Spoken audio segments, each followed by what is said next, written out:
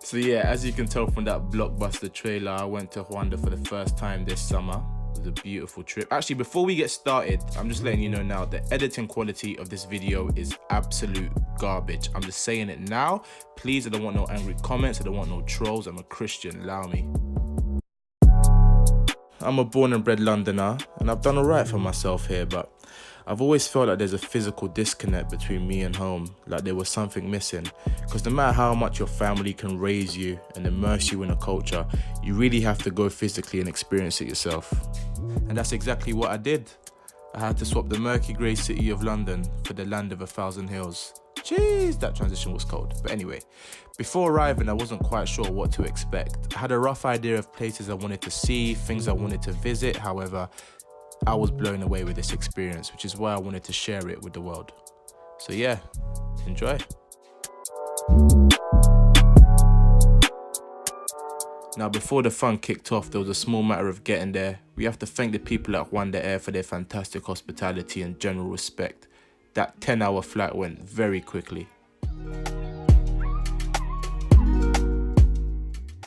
Now, the first thing I noticed when I touched down is, wow, these roads are clean.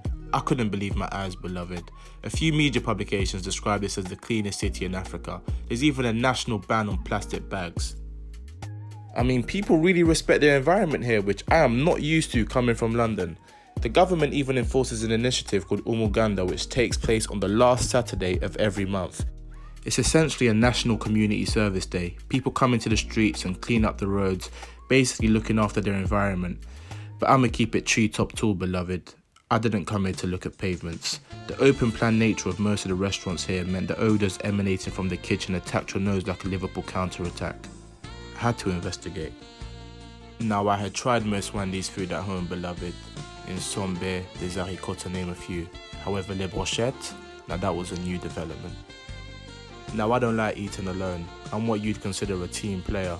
So when my gracious host had offered me a plate of beef, stomach and tongue, I knew I was surrounded by love and respect. The waiter subsequently asked if we had been enjoying our order. We just responded with another order, and then another, and then another, and then maybe just a couple more. But who's keeping count, beloved?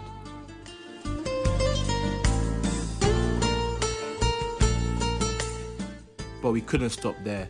The street spoke, so we listened. They spoke of a bar in town that made a delectable chicken brochette. So you know I had to formally introduce myself.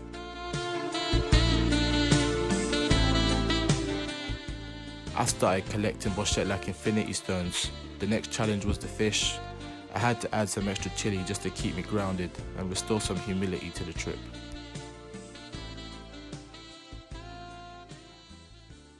Now, with my stomach full and fully recharged, I started to reflect on my reasons for coming here and what I wanted to take from this trip, which led me to my next stop. The Kigali Genocide Memorial commemorates the 1994 genocide. I'm well versed on the events of the genocide, however, this was still a rich experience. The remains of over 250,000 people are buried here.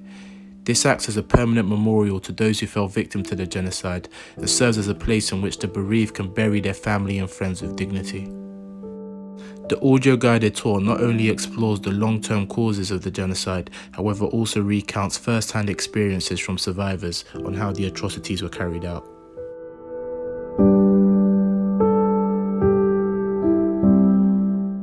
The memorial even references atrocities in Namibia, Germany, Cambodia, and the Balkans, which shows no matter where you are from, hate, intolerance, and propaganda can bring out the worst in human nature. It was an emotional trip. However, what I learnt most is how remembrance and forgiveness can coexist.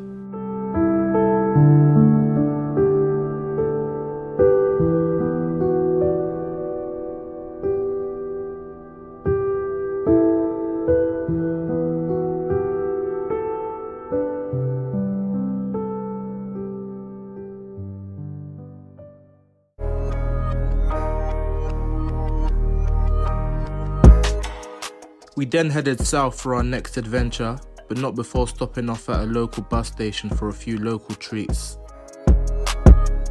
Now, my driver doubted whether I'd eat meat prepared on the side of the road. However, having survived 4 wings and chips from C-graded chicken shops in London, I fancied my chances.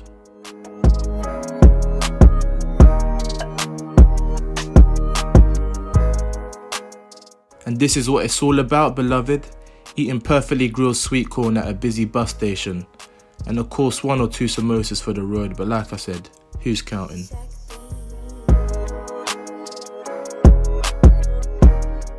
We then arrived at the King's Palace, a reconstruction of the traditional royal residence.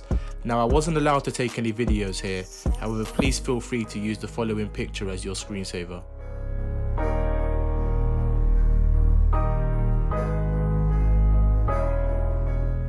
At the back of the palace live a few longhorn and Nyambo cattle, descended from the king's herd, whose keepers carefully tend and sing to them, keeping alive the unique tradition. By the way, they tried to get me to get a lot closer to the cattle, but that was as close as I was getting, beloved. Now, the next stop was the Ethnographic Museum, where things got very interesting. My aunt told me to check out a guy named Sharangabo. The museum guide informed me that he is the son of Kirimaru Rujiro, the king of Rwanda. Now, turns out he is my great-great-great-grandfather. Now, the monarchy ended in 1961. However, when I changed my Instagram handle to king_Rukundo, I don't want to hear any questions, beloved. Now, after learning so much about my country's past and my family's past, I wanted a flavour for what the future will look like. Vision City is a real-life Wakanda. It's a fully self-sustaining housing project. 4,500 housing units, including villas, townhouses, apartments, and semi-detached units. This is a vision for the future. Now, I wasn't allowed to film any of the properties, however, I have used some of these online images. Now, despite some teething problems with selling all the properties in the project, this is a clear indication of how forward-thinking the country is. Remember, this is a country with a 1 laptop per child policy in schools. Women own most of the land in the country and make up about 68% of parliament. A cashless economy is predicted by 2022, and it's described by The Economist as the Singapore of Africa for its vast economic growth. Another symbol for this economic growth is the Kigali Convention Centre, the host of international events, leadership summits, and much alike.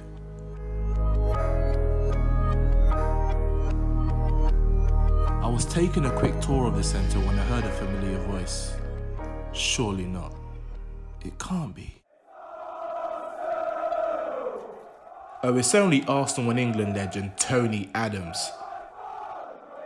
Now, it would be fair to describe me as an Arsenal fan.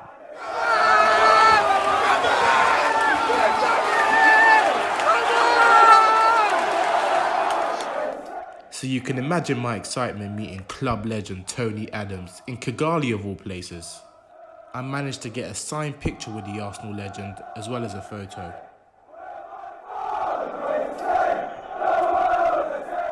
Now that's a title-winning centre-back partnership right there. Isn't that right, Tone? Haha, he agrees.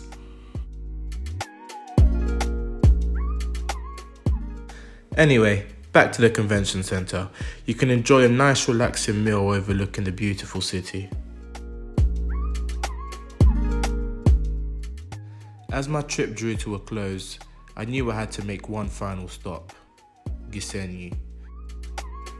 Arguably the most beautiful part of the country, located on the border of the Democratic Republic of Congo.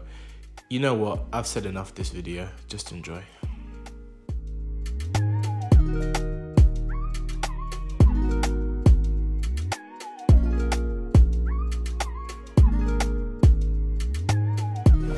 Know the vibes, come on. Hey. Don't worry about that. Hey.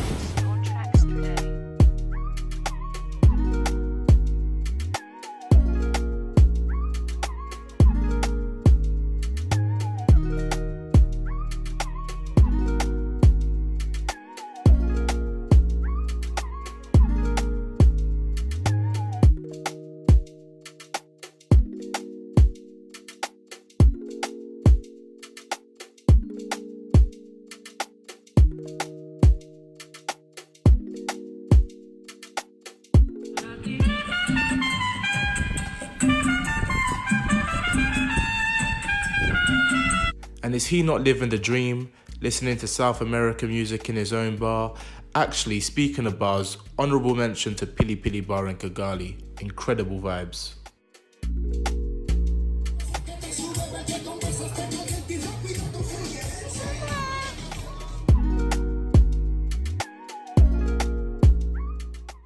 I headed back to Kigali for the final time, stopped off at a marketplace to do a bit of shopping. I just picked up a couple things. Like I said, who's counting? The trip ended with dinner at my uncle's restaurant.